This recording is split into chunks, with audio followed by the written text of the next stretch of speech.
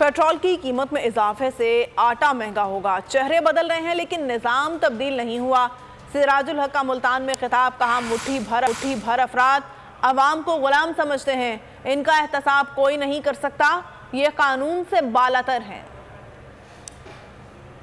आज भी पाकिस्तान में वजीर खजाना ने पेट्रोल की कीमत में इजाफा करके मजीद 35 रुपया बढ़ाया है। आटे की कीमत में इजाफा होगा, हर चीज की कीमत में इजाफा होगा। चेहरे बदलते हैं, झंडे बदलते हैं, निजाम नहीं बदलता।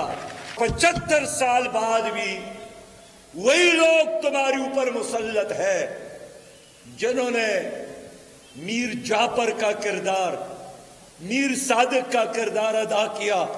ये बदमाश है, बदमाश। इनका एहतसाब आपका सुप्रीम कोर्ट नहीं कर सकता, इनका एहतसाब कोई इदारा नहीं कर सकता। ये समझते हैं कि हम कानून से बालातर, आईन से बालातर। अगर आपको ये वीडियो पसंद आई है तो हमारे चैनल को सब्सक्राइब करें और बेल आइकन को प्रेस करें।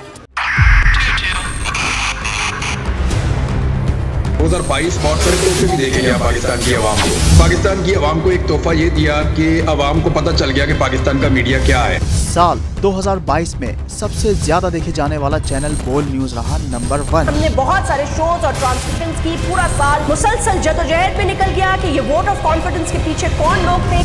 तोड़े रेटिंग के सभी रिकॉर्ड। सोशल मीडिया पर भी सबसे ज्यादा तेजी से 2.4 बिलियन व्यूज का संगे मील अबूर किया।